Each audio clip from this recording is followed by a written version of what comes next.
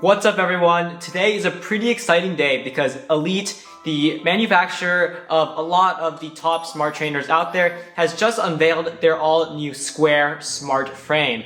And this is sort of like the Zwift Ride, where it's essentially a smart frame that connects to a trainer so that you can combine to sort of make its own smart bike. And these tend to come for a lot lower price. We saw the Zwift Ride at around $1,200 for the entire thing, which is about half of what you would normally pay, or a third for the top indoor smart bikes.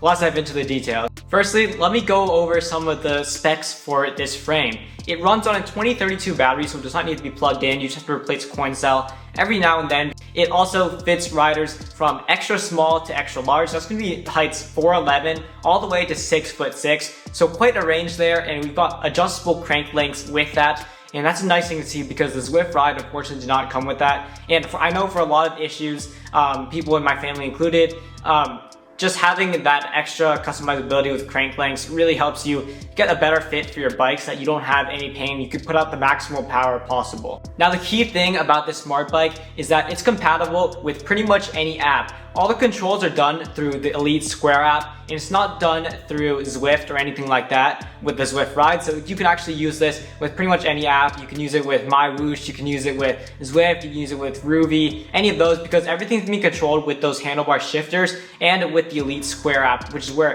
everything is going to be handled. All the settings and all of that cool stuff is going to be all done through the Elite Square app, not through Zwift. This smart frame is also compatible with the Elite Riser and the Elite Steerzo, so you can get some of that up and down gradient and also some of that turning of the handlebars if you would like. Not only that, but similar to the Zwift Ride, you sort of have built-in play controllers, but they're Elite's own controllers. They're not actually ones that are specifically for Zwift. They work with pretty much any app, and it's meant so that you can just control things from your fingertips rather than having to reach over and touch a screen and stuff like that. It just makes things a bit easier for those of you who don't want to have to reach over, unless if you're using like Apple TV or something like that. This is always just a nice convenient thing to have. One of the biggest things about this smart bike is that it has a belt system rather than an actual chain. So similar to Zwift, you've got a cog-like thing that attaches to the back, and on the Zwift Ride, you have just a standard chain that's on a sprocket. However, on the Elite Square, you're going to have something that's going to attach to a belt system, so it's going to latch onto the belt, and then everything is going to be controlled through a belt rather than a chain, which is going to make things a lot quieter and a lot smoother to ride on. Much like the other smart bikes that you do see on the market, it's going to be run a lot more similarly to that.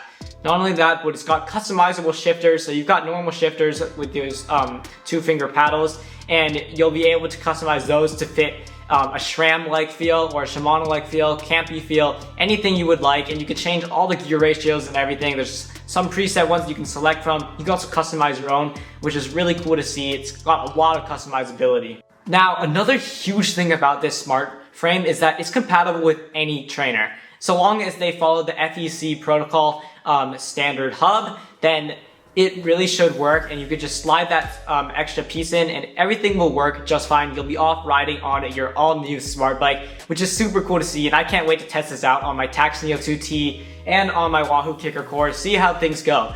Because on the Zwift Ride, currently it's very limited to only things that are compatible with the Zwift Cog, which is basically just the Wahoo Kicker Core and the Zwift Hub. So very little options on that front, and that's something unfortunate to see about the Zwift Ride, but I think that should be changing pretty soon. Another thing is that the Elite Square cannot be controlled through the Zwift app, so none of the controls can be done there. I don't think we'll be able to see what gears we're on that screen. It'll all be through the Elite's own app, which is kind of unfortunate to see, and it's not the best, but it is what it is, and I hope that Elite and Zwift will consider partnering up to have that shown in a Zwift game to make everything a bit more unified, since most users are using Zwift.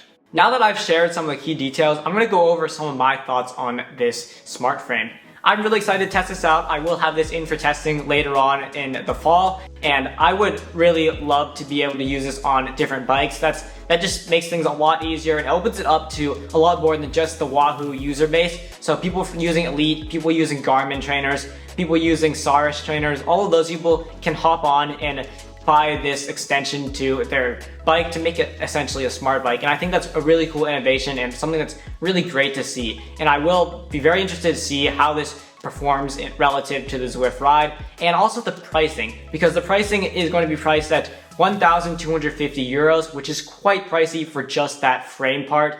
Zwift Ride comes in at that price, and it comes with a Wahoo Kicker Core too. So that's something kind of sad to see and something pretty annoying.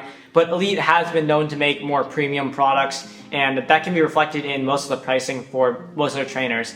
Overall, it's going to be interesting to see how this pricing plays out. I don't yet have the US pricing, but I do assume that it will be coming soon, and we'll be able to have the full details of how this compares to the Zwift Ride in a little bit.